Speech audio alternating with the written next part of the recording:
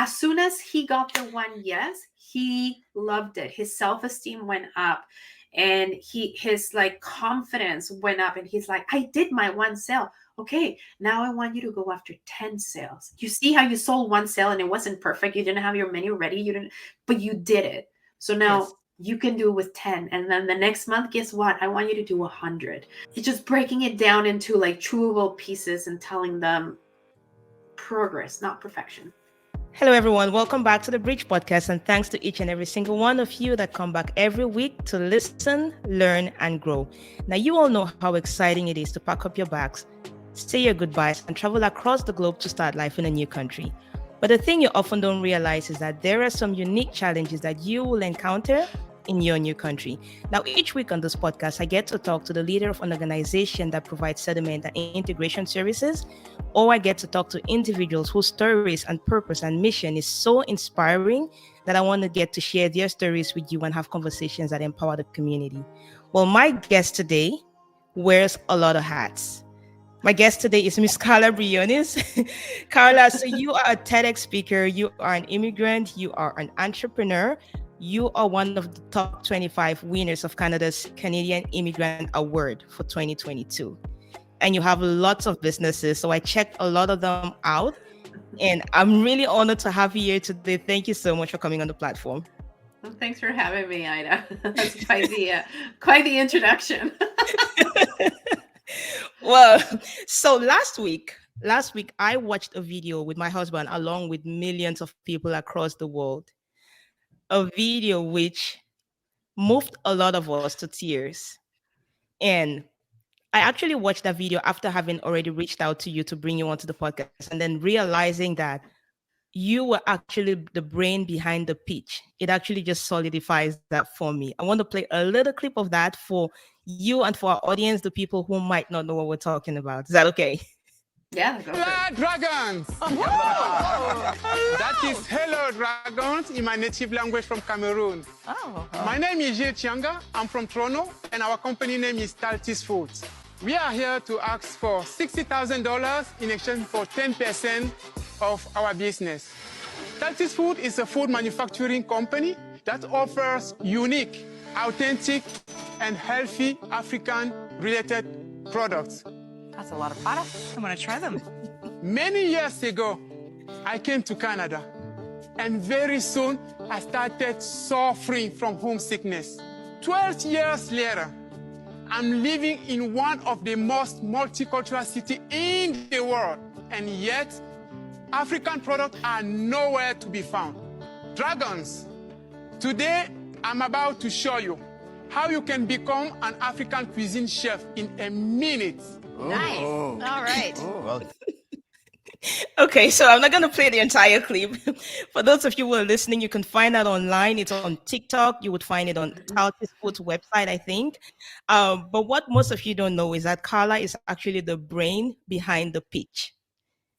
And that video pretty much summarizes for us what you do.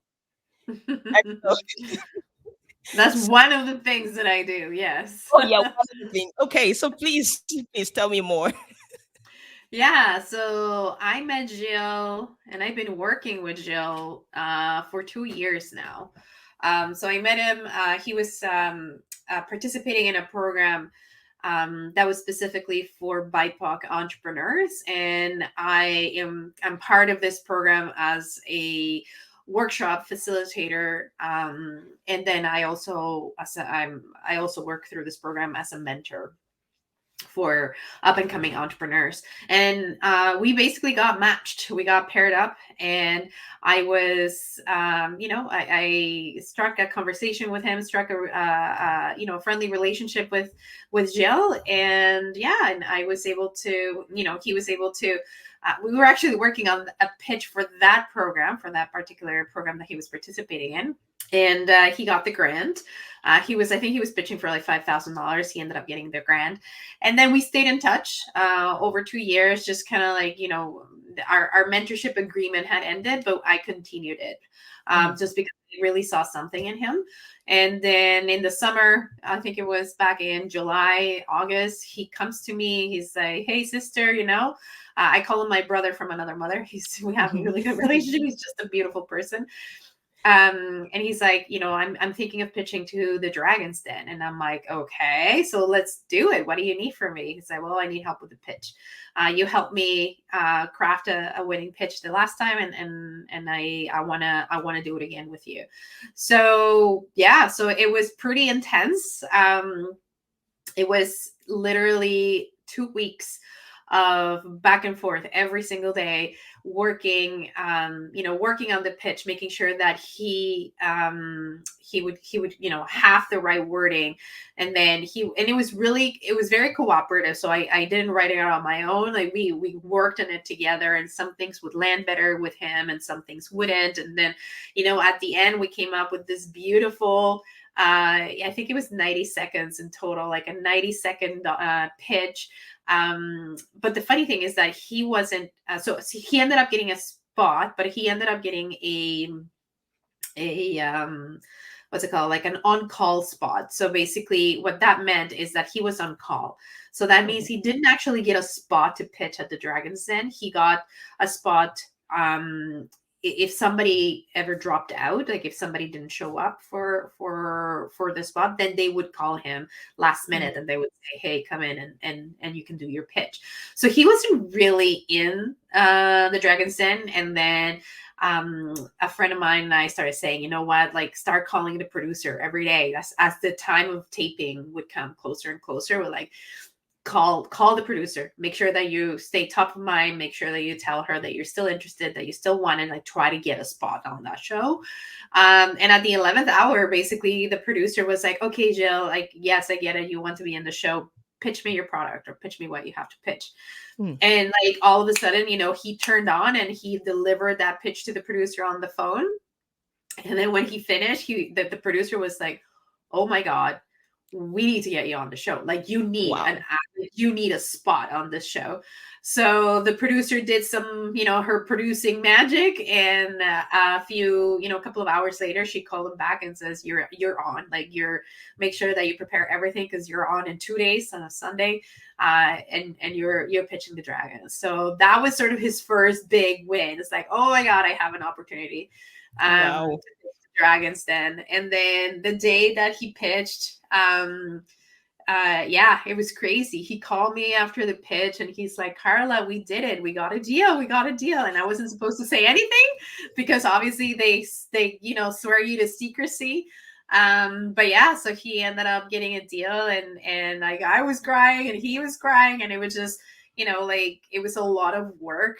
It was a lot of like, you can do this. Because I went back to the drawing board. And we don't only practice the pitch, and I don't not only help with the pitch, but I also help with the. I studied other shows of the Dragons in anticipation of what are the potential questions that they're going to ask you, because we need to practice not just the pitch, but we have to practice the answers that you're going to give.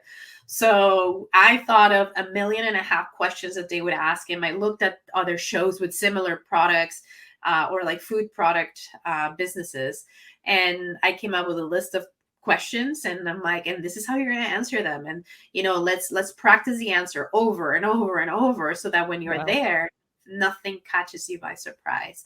But what you saw on the show, it's 7 minutes, but he was truly there for about an hour, more or less. Usually they're in there pitching for 45 minutes to an hour. So they do the pitch and then they get bombarded with questions. But what makes it to the show, it's only an edited version of that is only 7 minutes. So it was an intense day for him and I and everybody that knew that he was pitching, not many people. But you saw the result. Wow, that's incredible, because it got forwarded to a lot of WhatsApp groups. It came on my WhatsApp group and then came like 2 other WhatsApp groups I belong to. I was like, okay, what's this? And then when I started watching it, I paused. I said, hey, I said my husband needs to watch it with me. And we watched it together. And by the time it was over, he was in tears. And so I actually went online and I looked for Gilles' number and I called him just to tell him congratulations and stuff. I said, what you have done, believing in yourself and believing that you can do this despite the people who might have said you can't, because I come from the same country as him and I know the hurdles that you can have when you are this entrepreneurial mind and other people around you don't believe. I was like, and he said, Ida, I'm overwhelmed right now. I said, well, So he was trying to understand like how does stuff go viral? Because like how come everybody is seeing this right now? And like, okay, I just kind of basically explained him what TikTok, how it happens on TikTok and stuff. It's like, it's just, I'm overwhelmed. I don't know what to do. I know that's a So good problem to have, and it's funny because he was working with a marketing person that didn't end up working out at the end. But yes, I was like, no, like be prepared. You're gonna get a lot of attention, and it was funny because because the show aired back in October. So when the show aired in October, he got some attention and he got some some activity, but it wasn't until CBC actually aired it on their social media platforms that it went crazy, right? Because obviously I think his show is the only show that is available like full length, like the entire episode is available in the CBC's social media channels. And also Wes Hall, his investor, he's done a really great job in in amplifying the message and putting it on his network and his social media as well, so yes, it's getting amplified quite a bit. And right now he's got a great problem, which is he's got a lot of orders and he's so overwhelmed. He's only one person too, which to me just like blows my mind. And I was yeah, actually talking to him this morning. We were talking on the phone, and I was like, Jill, like, you need to hire, like, come on, like, let's get on the hiring part. yes, So that's sort of like the next thing that needs to be yeah, handled. I mean, a lot of next things that need to be handled, but yeah, so his story is awesome. And it's just it's just an example of grit and determination and not giving up.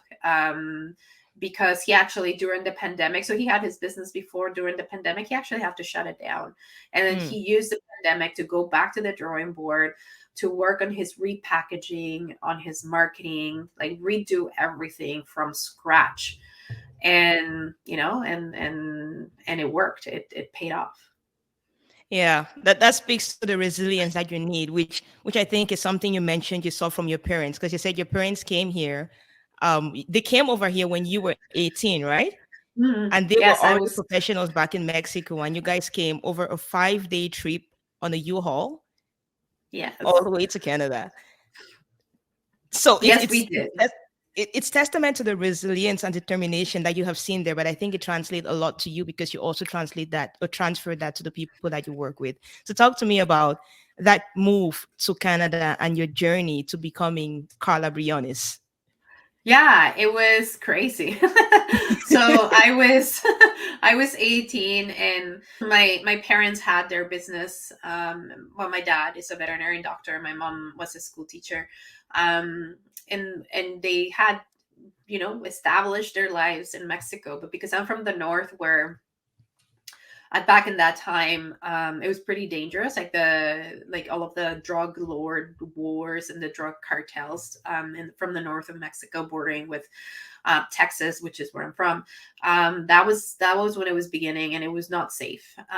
So for me, it became a very unsafe place to do business in, to build a life, unfortunately. So my parents gave up everything, to give my brothers and I a better future. So that's when they decided to shut down shop, and then wait for me to graduate from high school.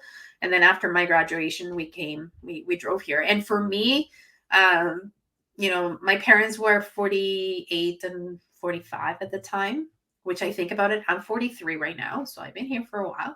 Mm, And I couldn't imagine right now, like, just picking up and leaving, right? right. But for me, I was 18 and I was excited about the opportunity. For me, it was excitement, because had I stayed in Mexico, my future wouldn't have been too bright.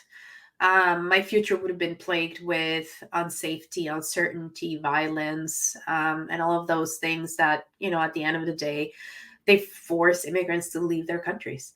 So for me, it was an exciting time, but that excitement kind of died down as soon as we arrived and we realized we lived the realities of being an immigrant, right? Having to start from scratch. My dad selling gas contracts from door to door. My mom becoming a house cleaner because they couldn't find jobs in their field. I had to work 3 part-time jobs while going to school just to help put food on the table. So we lived your typical immigrant experience.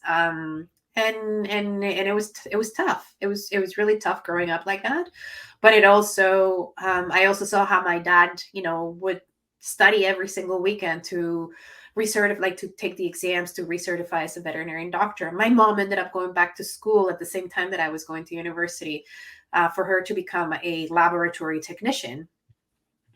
So just seeing them, like seeing their determination and their willingness to not give up, like, they're still young, in their 40s. So we kind of fed off each other. We fed off each other's willingness to make it work, because at the end of the day, all of our eggs were in this basket. There was no option B. So it was just a lot of hard work and a lot of sacrifices. There were a lot of not very happy moments. And eventually my dad recertified and opened his practice, his veterinary practice, with my mom on the side, or to his side, because she became the laboratory manager of the hospital, and then eventually the practice manager. So they were always a team now. Okay. And that kind of gave me the willingness to say, hey, if they can do it, I can do it too. And it was just a ripple effect. So it was hard, but I think having such strong role models definitely helped me, push forward. Awesome. So what were some challenges that you saw them having that you currently see new immigrants still having right now? Yeah, the typical, you don't have Canadian experience, right? You can be the best professional in the world in your field, but unfortunately, when you come to Canada, that doesn't really translate. So it's the not being able, your international experience being looked down at instead of actually helping you. So that was the first one, being underqualified for a lot of the jobs that you want to, underqualified because you don't have your credentials, you don't have that Canadian experience, and overqualified for other ones because you're trying to put food on the table. So any job. So we lived that. We also lived when they were in the process of opening a business.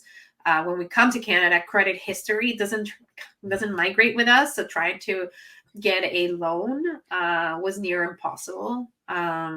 My dad opened up his hospital with $8,000. That was it. That's all he had. Hospital with 8,000. Wow. He opened a veterinarian hospital with $8,000. Why? Because that's the only thing. And he became very creative, right, on equipment and how to do it with $8,000. He did, miraculously. He eventually sold his practice very healthily, he retired, and he was able to, like, the return on his investment was like many X's. Yeah, but those are some of the things that not having the resources pushes you to be resourceful. Well, yeah, right, because it's like we're like, as immigrants, I don't think we're waiting for handouts. We're not used to that. We're also, where we come from will dictate how we do also in Canada.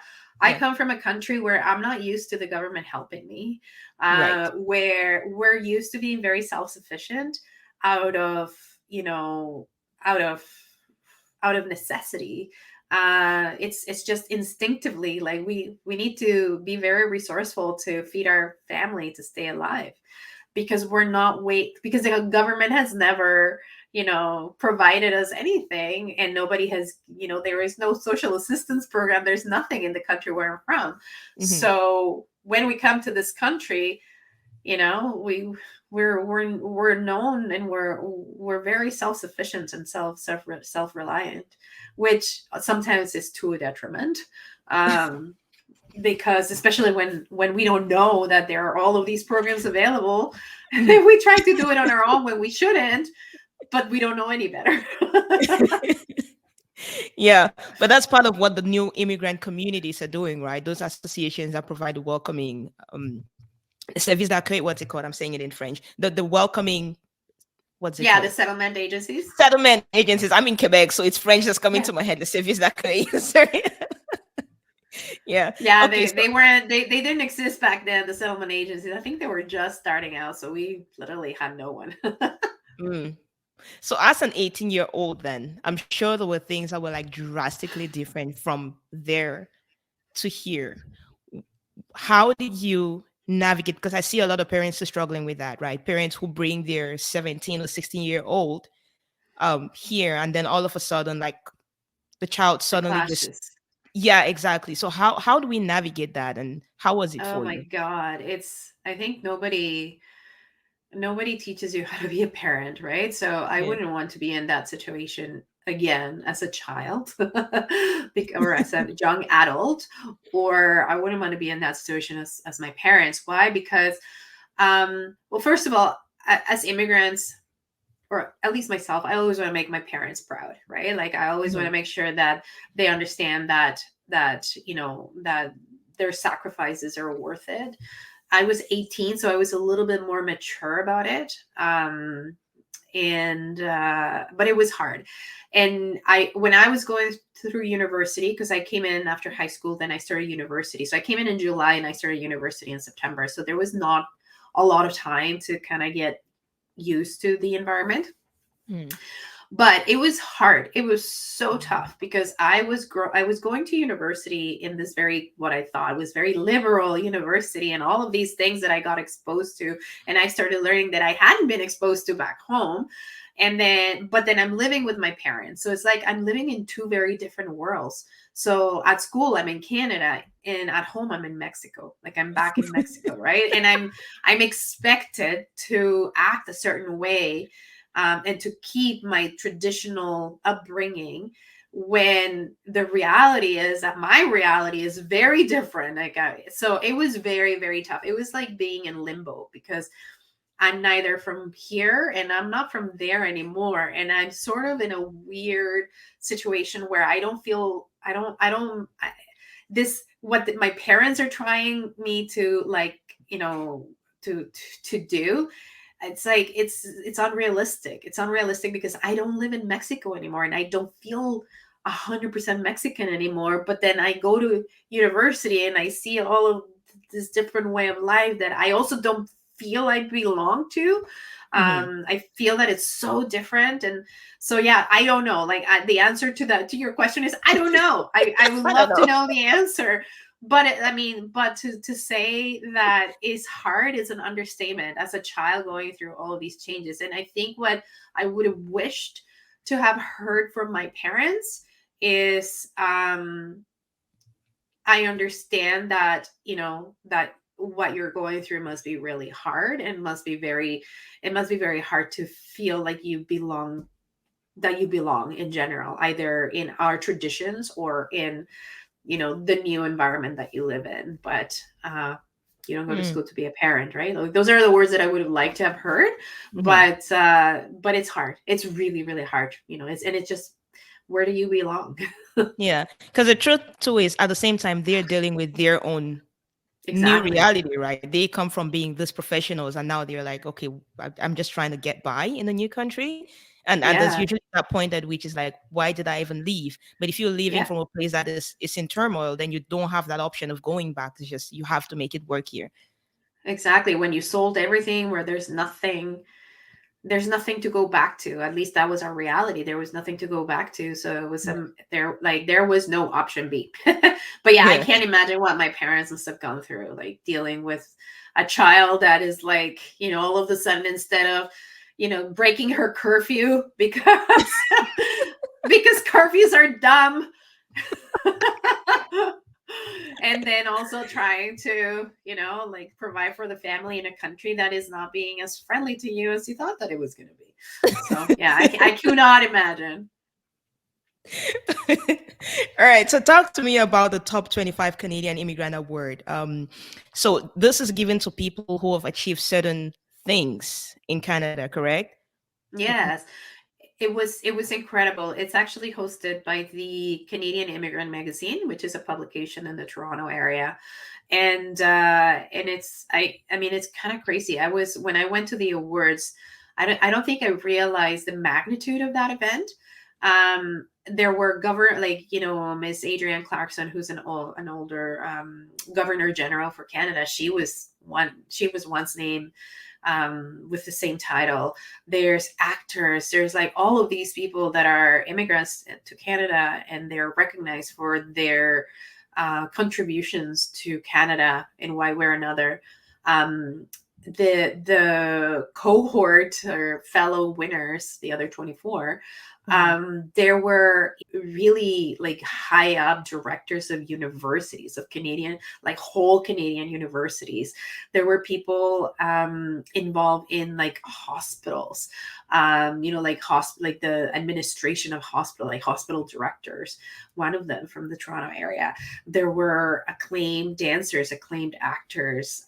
What else was there? There were economists, politicians. Like, it was incredible to see the amount of worldwide talent in that one room.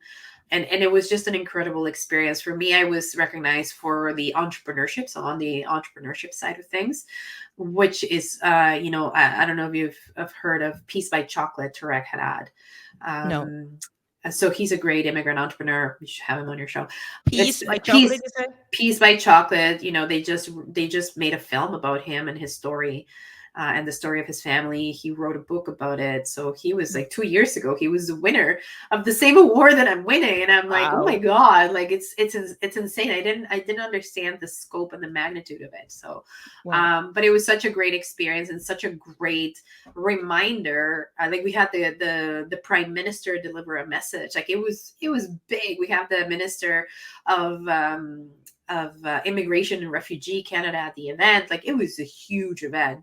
And it was just I think it was a great moment in my life, because it's just nice to, sometimes you feel, especially when you're an entrepreneur, when you don't report to anybody, sometimes you feel like you're just on your own and you're just like fighting the good fight on your own, and it's lonely, and you're like, is anybody listening? Is anybody, like, you feel like you're this little fish in this big pond.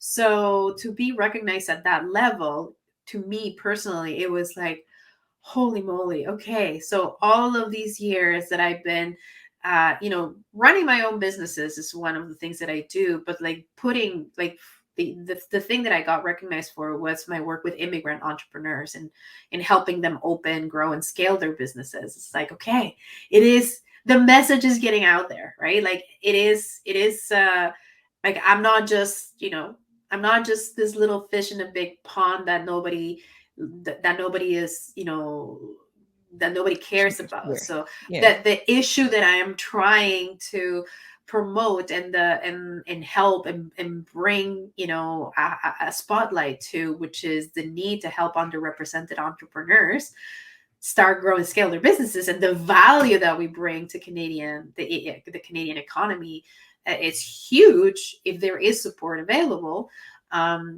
That message is actually coming across and is getting across loud and clear. So to me, it was like a pinnacle in my life, for sure. Well, the work you do is super important, because it is lonely being an entrepreneur. I'm still at the beginning of my journey, but it is very, very lonely. So it's amazing what you do. Yeah. Sorry, because I was just going to tell a little story. That was actually one of the things that Gilles told me when we got off the phone, when he was like, oh my God, Karla, we got funded. We did it after the Dragon's Den. He started crying, and he was like, sisters, he's like, all my life, I've been the one that's helped others. Like, I'm helping my family. I send money. I help my cousins and everybody. Like, he's just a very giving person. And he's like, this is the first time, and you're the first person that actually helped me. It's the first time that I actually have a mentor. It's the first time that actually somebody believes in me. It's like, and it's I've never, ever felt supported, because it's always been the other way around. I've been always the provider of the family, the support for my parents, the support for my extended family, the person that needs to solve everybody's problems. This is the first time that I feel support and that I feel that somebody has my back. So can you imagine if we multiply that times how many immigrants are in Canada, how many immigrant entrepreneurs are in Canada? If everybody felt that supported, how much more, of a powerhouse we would be, and how much more economic, just the impact we would have in this new country for our families and for our communities and so on and so forth. So anyways, that's my story. No, but that is so true. And you actually put this on your Instagram thing. You said after his speech, I received the best phone call ever. And I'm going to use my Cameroonian accent. Karla, we did it. That was exactly it.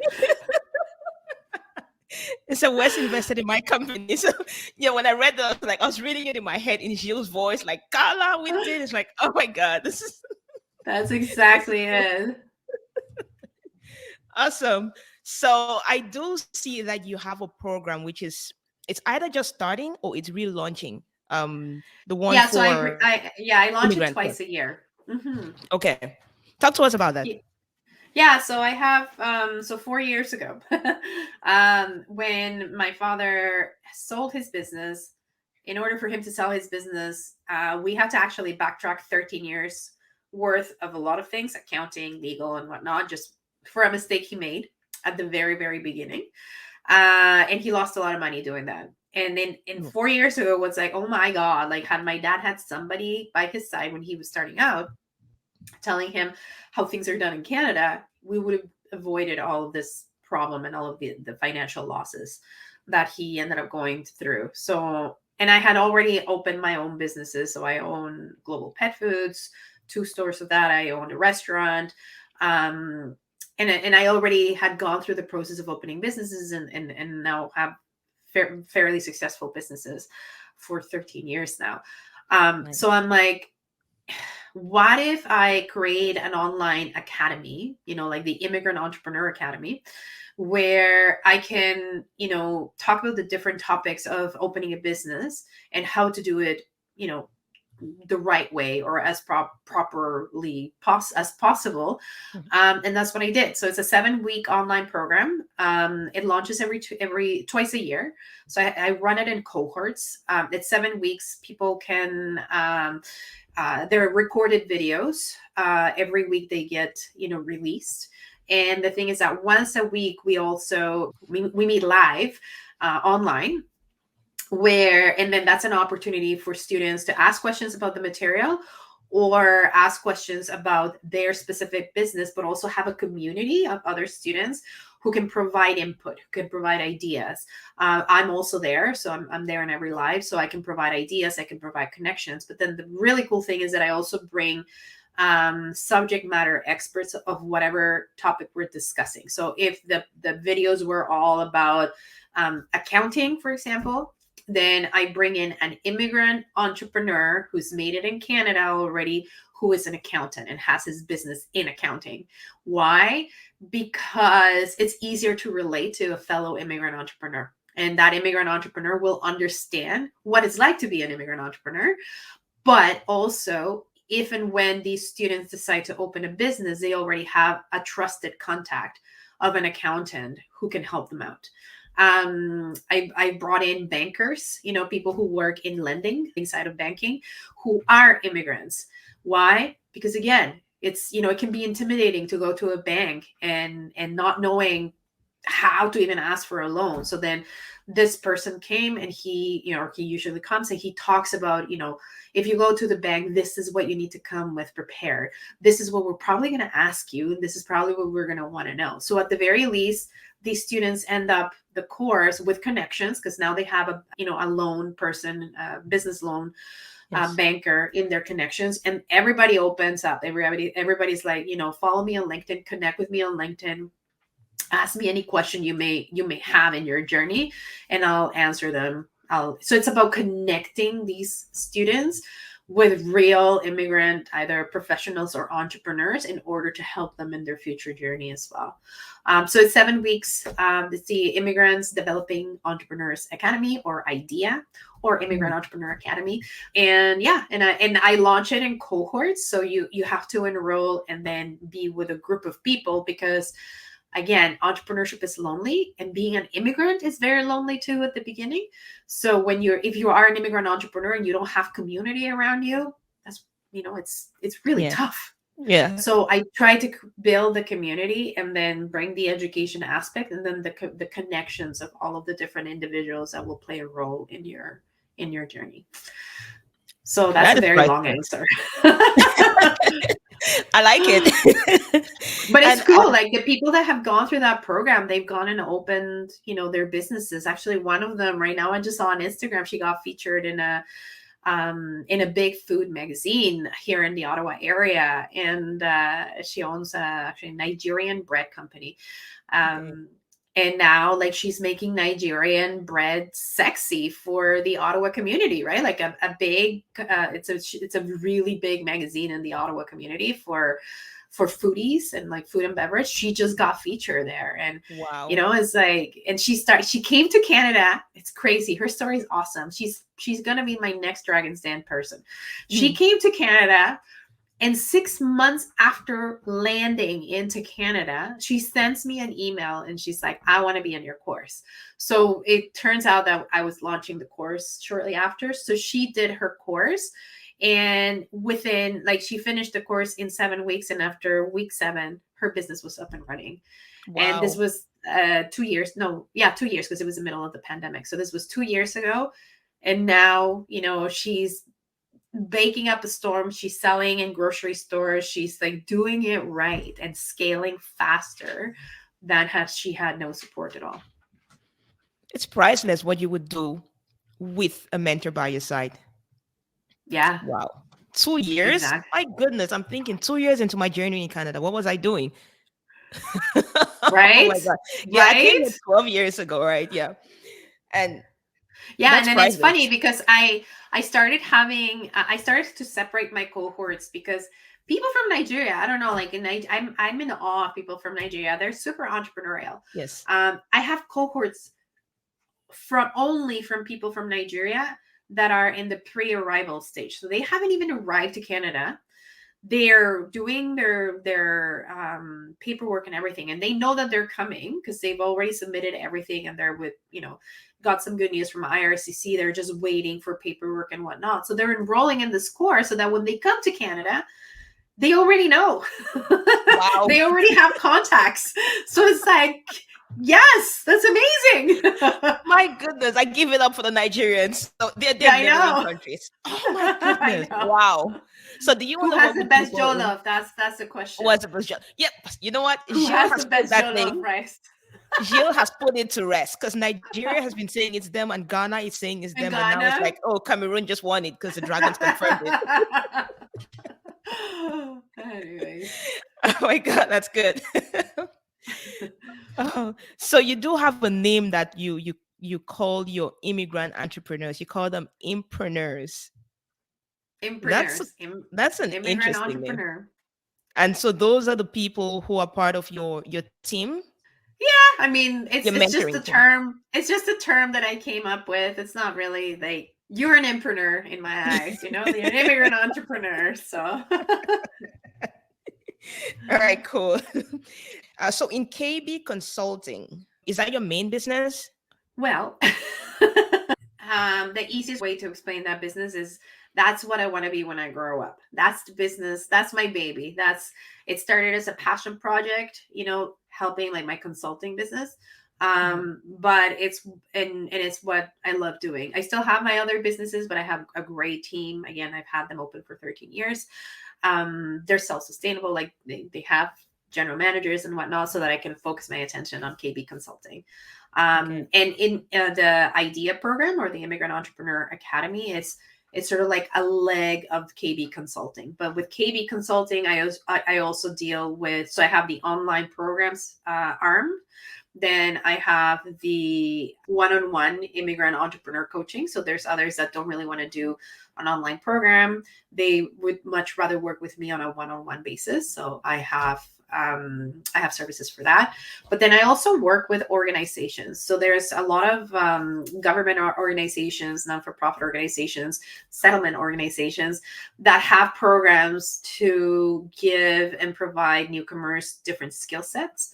And recently there's been a big uptake on programs developing entrepreneurial skills.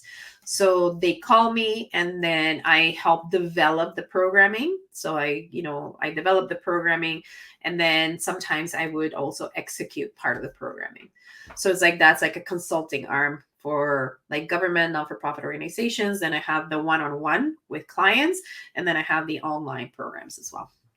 Okay. And you only work with people in Ottawa, in Ontario, or No. all over Canada?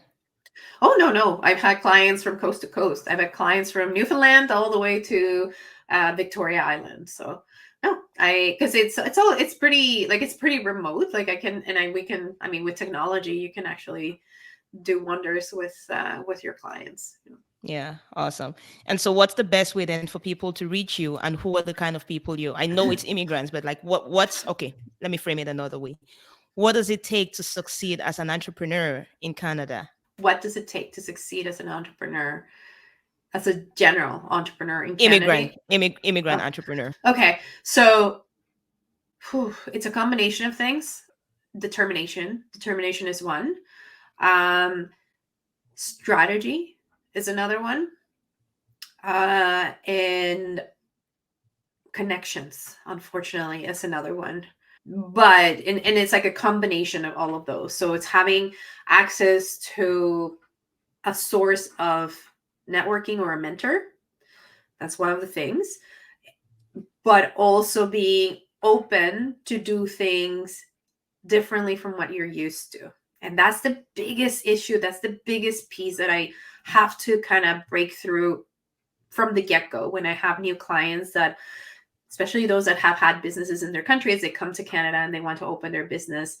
And it's just opening their minds to say things are very different here. What has worked in your country may not necessarily work here, and the way they've done business in your country may not necessarily work here.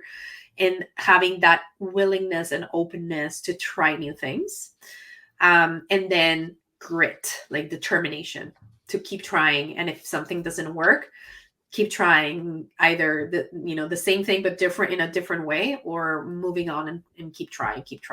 I think the keep trying is an easy one for immigrants. Because we're very determined individuals.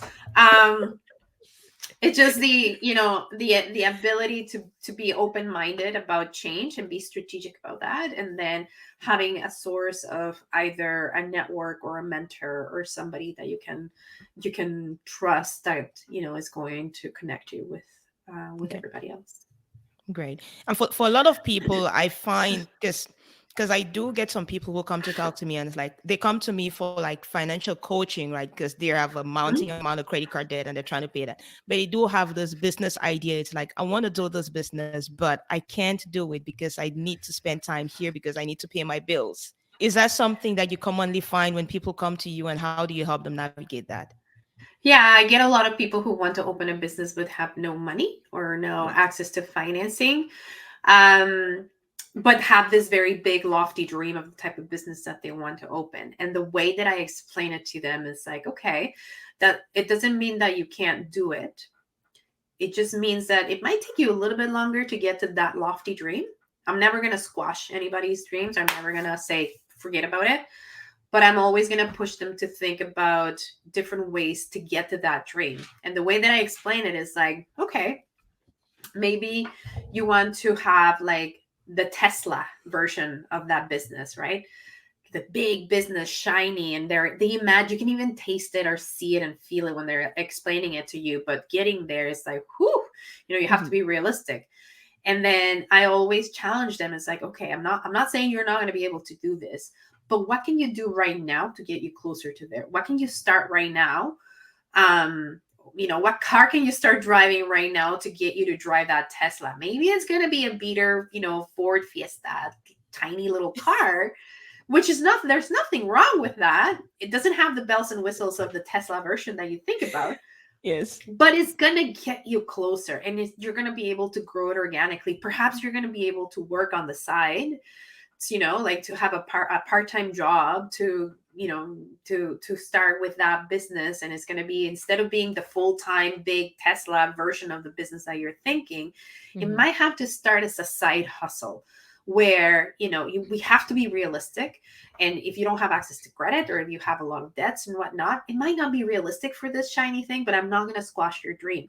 Instead, I'm going to push you to think outside of the lines and say, how can you still do something that will get you closer to that, that will, allow you to still pay your debts or save or grow organically.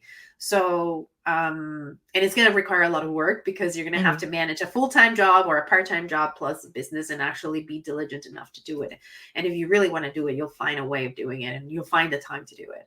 So that's what I would tell them. I would tell them, I'm never going to squash the Tesla dreams ever, but I'm always going to challenge you. How can you start right now? Yes. What can you do right now to get you closer to that dream? Because sometimes a lot of people, what ends up happening is they dream and they fantasize and idolize that Tesla, but it's just the idea of it feels so onerous and so big that they go into like freeze mode and they don't even know where to start. And then they give up on that dream because it's too unattainable. And again, what I say is like, don't give up on your dream. Just that dream might not be available right now. What can you do now? Why can't, yes, you want your restaurant with like big shiny chandeliers. Awesome.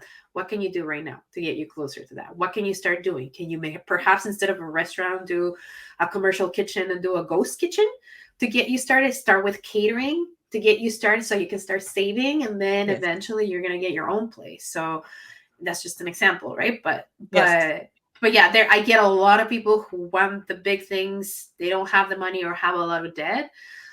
So then my next challenge to them is, what can you do right now? Yeah.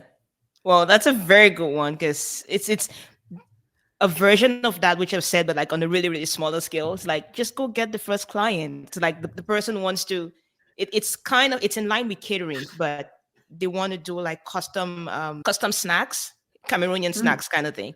I'm like, a lot of us like those snacks. I would buy it and I want you to make it for me. Can you make it for me every single week and find a couple of people who are like me and just start making it for them, and then you grow from there? And then they go into the mode of like, okay, but I need to make labels. I said, I don't care about the labels. I just want it. And so like you said, it goes to this place like, okay, you want the Tesla version of it, but what can you do right now? Yeah, what's the beater? What's the beater car that you have to hit to get it started? But you're doing something. Yeah. And it does. And you know what? It's like progress, not perfection. And I think that's a motto that I work with. Yes, you want it to look perfect. Guess what? It's never going to be perfect. Let's just get it freaking out there. Let's just get the progress going. Perfection, it's never going to be perfectly ready for you to launch it. It's never going to look perfect for you to start selling. It's not, if you wait for that perfect money, it's going to go by and you're not even going to look that, you're not even going to realize that it just came and went. Just progress. What is progress? Like, and launch ugly. Right? Like sell ugly. Just, and it's funny because I have this client, so I could talk to you forever here, but I have this one client who is like the perfectionist, right? Like super perfectionist. And he's like, I just need to, I need everything to look perfect and I need to blah, blah, blah. And I'm like, yo, how many things have you sold? None. I'm like, okay, let's get you to one sale. And sometimes something happens, something magical happens when it's like, let's get you to one yes. We just need one yes. And we need you to actually do that one sale.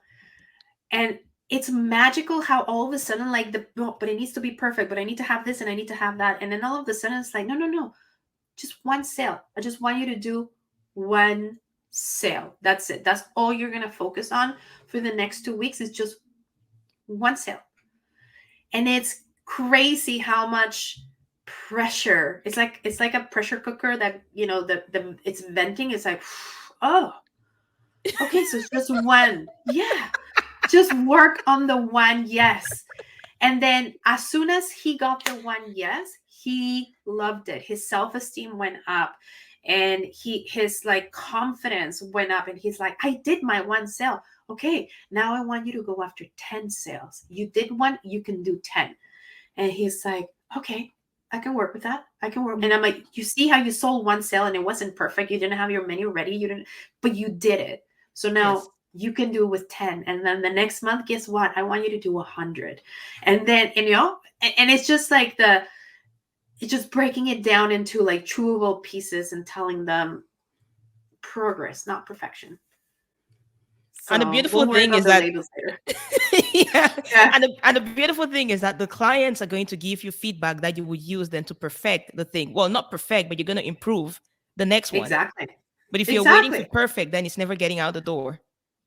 Or what you think it's perfect. And then, sometimes you think it's perfect and then people buy a taster or whatever and they're like, would you have something that is a little bit more like that? And you'll be like, oh my God. It's always like whatever you put out there is only going to be the first version of it. There's always going to be iterations. You have to iterate whatever you're offering, whether it's a product, a service, whatever. There's always going to, it's never perfect. Never, Yes. never. So just get it out there. Lunch ugly. Progress over perfection. Just get the one. Get the one, yes. Awesome. So I don't want to take so much of your time unless you have a lot more time to spend with me. I'm really honored to have had you here. What piece of advice you've said before to connect and to volunteer, which is what I heard on one of your speeches that you gave to every newcomer.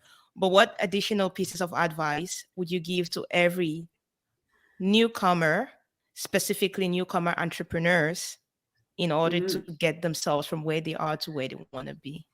Yes, especially in Canada. And this Canada, goes back, yes. yeah. So it goes back to being very self-sufficient and in our countries because we're not used to, anybody really helping much.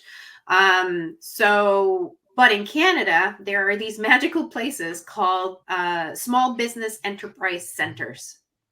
Small business enterprise center. So SBECs for short. Every single province and every single main city in those provinces, and actually larger cities like Cornwall, so small, even smaller towns have them. So find out where your closest small business enterprise center is and use their services. It's free. You pay for it with your taxes, so you might as well use it. So these are basically centers that you as an aspiring entrepreneur or even an existing entrepreneur, you can go in and access information. Like they have workshops. Some of that, every center is a bit different, but they have workshops, they have networking events, they have free business coaches, free advice. Sometimes they have opportunities. They can point you in the right direction for opportunities for funding and different grants programs, which is actually how I met Gilles. Gilles was part of a program through an SBEC that I do work with, where I do business advisory. And that's how I met him. So he actually found this SBEC, joined this program, got connected with a larger network. 2 years later, we know what happened. So at the end of the day, if any entrepreneur, but specifically or especially immigrant entrepreneurs, making strategic connections as fast as possible is going to be key. And a good way to start, or one of the fastest way to start, would be to find out the local small business enterprise center and go to their events and become an active user of those services because we pay for them in our taxes. Awesome. I didn't even know about SBEC. So thank you. Yes. That's probably like my first class in my online program. These are all the things that you should be looking at. Wow. Awesome. So guys, please go ahead and follow Karla. Karla, please tell our audience where they could find you and how they could connect with you. Yeah, I am very active on Instagram. So you can follow me on Karla, at Karla Briones, Karla with a K. KarlaBriones. On Instagram, I'm also very active on LinkedIn. I love LinkedIn. So you can find me on LinkedIn. And I also have a website with tons of free information, tons of checklists and downloadables. There's a resource tab with a lot of like funding guides, how to fund your business, programs for immigrant entrepreneurs, marginalized communities. And it's karlabriones.com. Awesome. For those listening, all of those links are going to be in the show notes or in the description.